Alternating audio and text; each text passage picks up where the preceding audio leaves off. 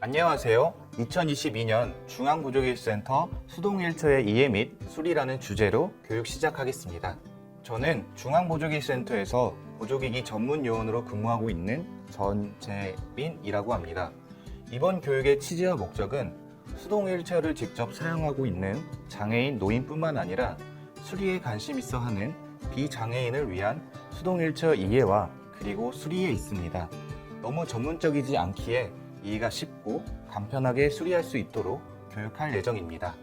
교육의 순서는 휠체어의 소개, 수동휠체어의 분류, 수동휠체어의 구성 요소, 수동휠체어의 주의사항, 수동휠체어의 보관 및 청소, 마지막으로 수동휠체어의 수리로 진행하겠습니다. 휠체어의 정의로 휠체어는 등받이가 장착된 의자가 4개의 크고 작은 바퀴가 장착되어진 의자차입니다. 휠체어는 일반적인 관점을 볼 때 앉은 자세에서의 지지 역할과 동시에 이동 역할을 가능하게 할 수 있도록 도움을 주는 기기입니다. 수동 휠체어는 상체 기능이 온전하며 수위적인 체간 조절 능력이 원활한 경우에 사용되는 이동 보조기기입니다. 그리고 수동 휠체어는 표준형, 활동형, 스포츠형, 특수형으로 크게 분류하며 최근 수동 휠체어는 프레임 재질의 변화, 티타늄 등의 특수 합금, 카본과 더불어 경량화되어진 특성을 지니고 있습니다. 수동 휠체어의 분류입니다. 크게 형태, 용도, 기능에 따라 분류할 수 있습니다. 먼저 형태에 따른 분류입니다. 고정형과 접이형으로 분류할 수 있습니다. 고정형 같은 경우 뒷바퀴축이 일자형 모형으로 고정되어 있습니다. 접히지 않는 형태이며 스포츠를 전문으로 하는 휠체어와 같이 프레임이 안전되게 고정되기 위해 사용합니다. 접이형 휠체어는 일반 휠체어에 사용되며 보통 수동 휠체어에 접히는 장점을 이용하는 형태입니다. 다음은 용도에 따른 분류입니다. 용도에서는 일반형, 활동형, 그리고 스포츠형으로 나뉠 수 있습니다. 여기에서 활동형은 일반형과 달리 말 그대로 활동하기 편하게 만들어진 휠체어입니다. 등받이가 일반형보다 낮아서 활동하기에 편하며 프레임 자체도 경량화 및 간편하게 구성되어 있습니다. 스포츠형은 일반 휠체어의 모양과 다르게 스포츠 활동에 최적화되어 있어 바퀴의 각도 및 등받이 그리고 발판의 형태가 다릅니다. 마지막은 기능에 따른 분류입니다. 보호자용, 소화용, 자세 변환용, 그리고 현수용 이렇게 4가지로 나뉠 수 있습니다. 먼저 보호자용 휠체어는 등받이 위쪽 뒤에서 보호자가 밀 수 있도록 손잡이를 잡고 이동할 수 있는 특징이 있습니다. 그리고 소화형 휠체어는 뒤에서 보호자가 쉽게 잡을 수 있는 형태가 되어 있으며 소화가 앉을 수 있도록 일반 좌석보다 작고 그리고 안전하게 고정할 수 있는 벨트로 장착되어 있습니다. 자세 변환용 휠체어는 장애인 등에게 필요한 발판과 등받이 각도가 조절될 수 있는 특징이 있습니다.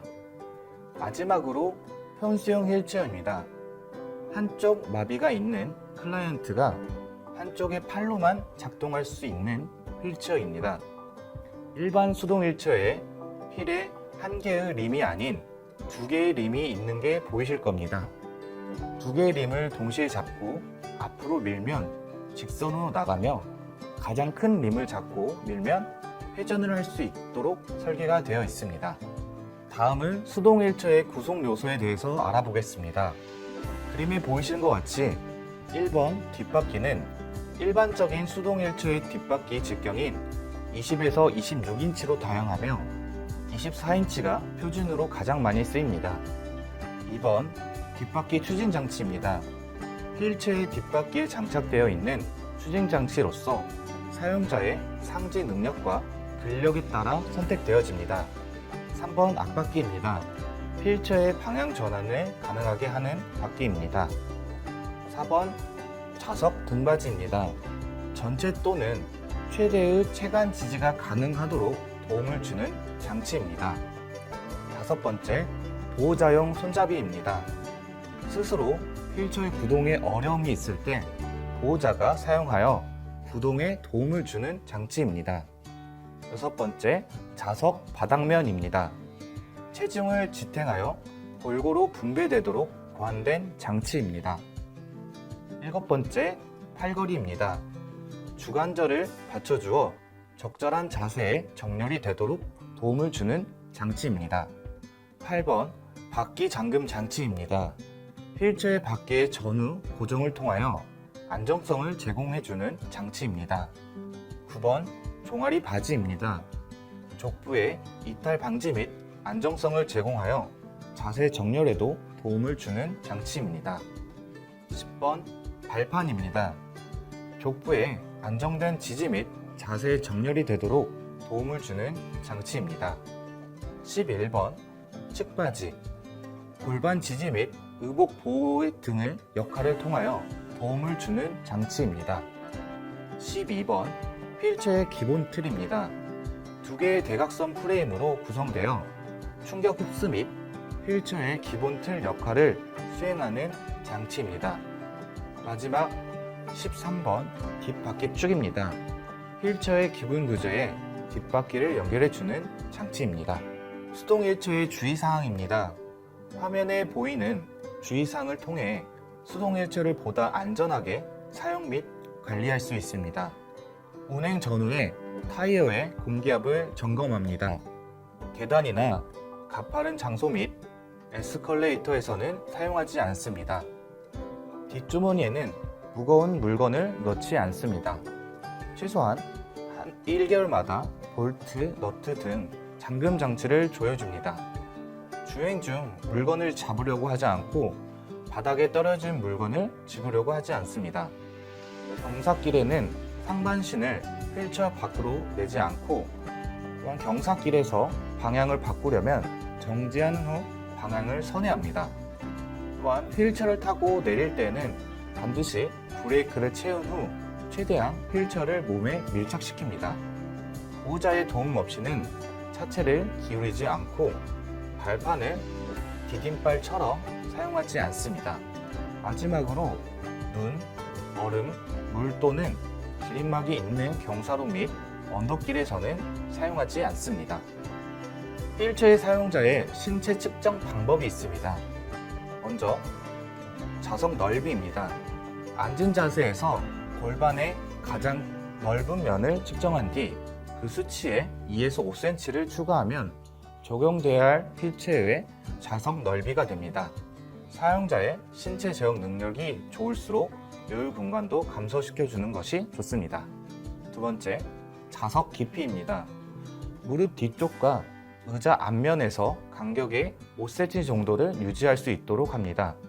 무릎 뒤쪽의 비골신경에 시트면이 접촉될 경우 하지의 저림 현상이나 강직 및 경직 등 다양한 증상이 발생될 수 있으니 5cm 간격을 필히 유지하도록 합니다.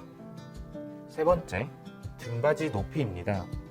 상지의 운동을 방해하지 않는 위치로 휠체어의 높이를 정하는 것이 원칙이지만 신체 제어 수준 및 대상자 및 보호자의 의견을 수렴하여 등받이 높이를 맞출 수 있도록 합니다.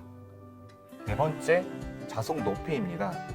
기능적 자세 유지를 위해 최적의 공간 확보, 휠체어 사용자의 하지 부분이 기능적인 자세를 유지할 수 있는 수준을 조절해야 합니다.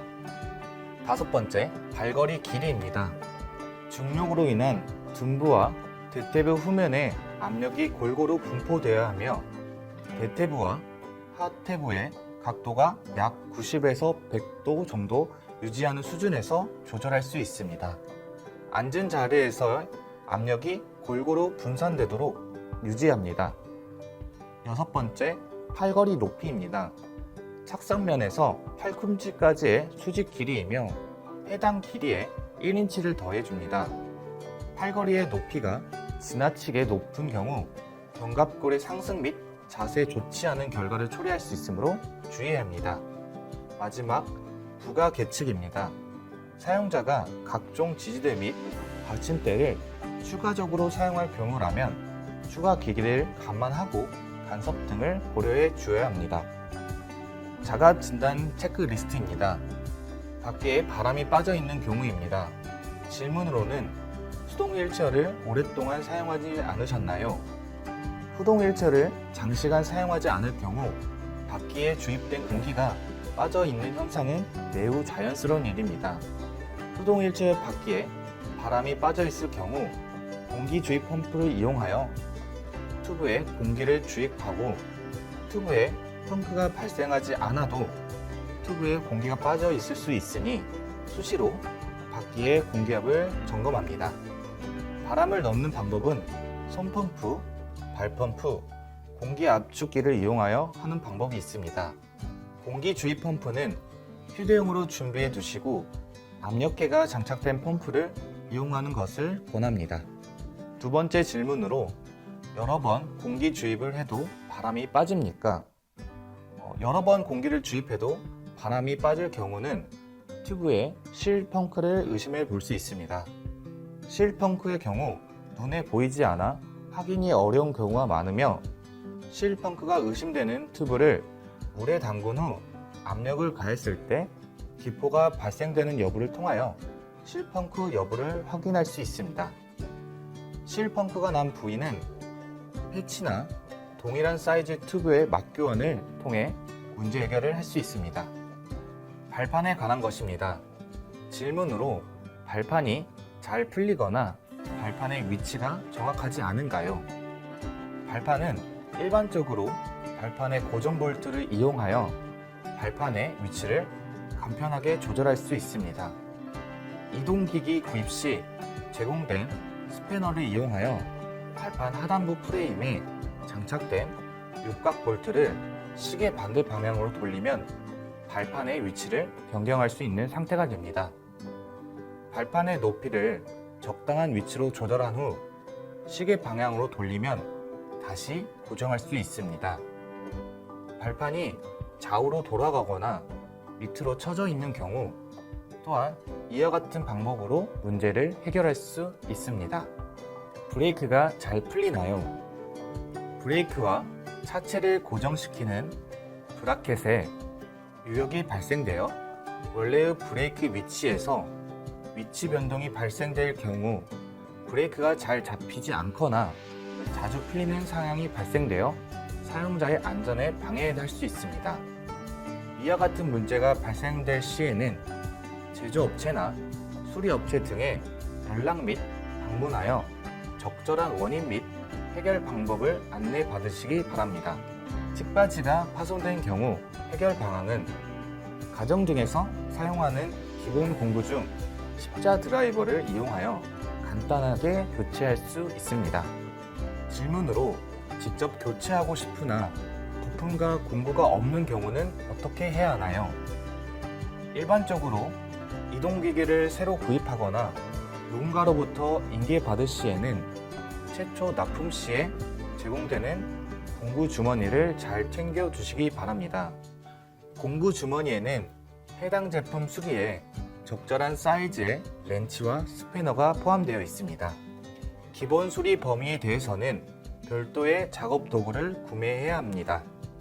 수동 휠체어의 보관 및 청소입니다. 수동 휠체어의 보관 방법입니다. 휠체어는 반드시 청결하며 건조한 곳에 보관해야 합니다. 많은 먼지는 구성하는 부동품의 파손을 야기할 수 있습니다. 습기로 인해 휠체어를 구성하는 부품에 부식이 발생할 수 있기 때문입니다.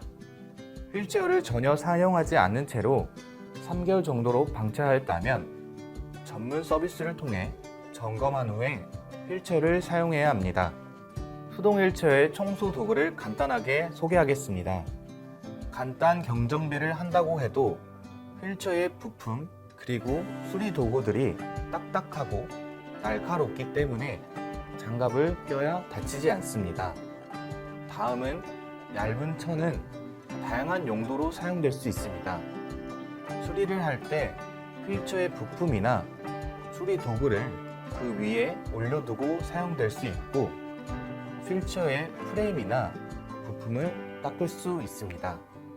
물티슈는 오염이 심하지 않는 휠체어의 프레임, 시트 등을 가볍게 닦을 수 있습니다. 휠 청소 솔은 휠체어의 힐은 굴곡이 많기 때문에 천이나 물티슈로 닦기 어려운 부분을 솔을 이용하여 쉽고 빠르게 닦을 수 있습니다. 많이 사용하지는 않지만 철분 및 타르 제거용 전문 액체는 쉽게 닦이지 않는 오염을 빠르게 제거하는 액체입니다. 시트 청소용 액체 또한 물티슈로 닦이지 않는 부분을 쉽고 빠르게 청소할 수 있습니다. 마지막으로 종합적으로 사용할 수 있는 WD-40은 오염을 제거할 수 있고 윤활용으로 사용될 수 있습니다. 프레임 청소입니다. 부드러운 천이나 물티슈 등으로 휠체어를 닦아줄 수 있습니다. 필요시 프레임에 철분이나 타르 등에 닦이지 않는 부분은 전문 청소용품을 이용할 수 있습니다. 시트 청소입니다. 등받이와 바닥 시트의 경우 물티슈 등으로 가볍게 닦아준 뒤 바람에 말립니다. 필요시 등받이와 바닥 시트 전문 청소용품을 이용하는 걸 권장해 드립니다. 세탁기를 이용한 청소는 권하지 않습니다. 시트에 늘어짐이나 찢어진 부분이 있는 걸 확인하시고 필요시 시트 교환을 권합니다. 엑슬 및 구동품 청소입니다. 약간 촉촉한 천으로 부품을 닦아주고 절대 너무 젖은 천을 사용하는 것을 금지합니다. 청소 후 완전히 건조하게 말려줍니다. WD-40과 같이 침투성을 지닌 윤활유를 사용해서는 안 됩니다.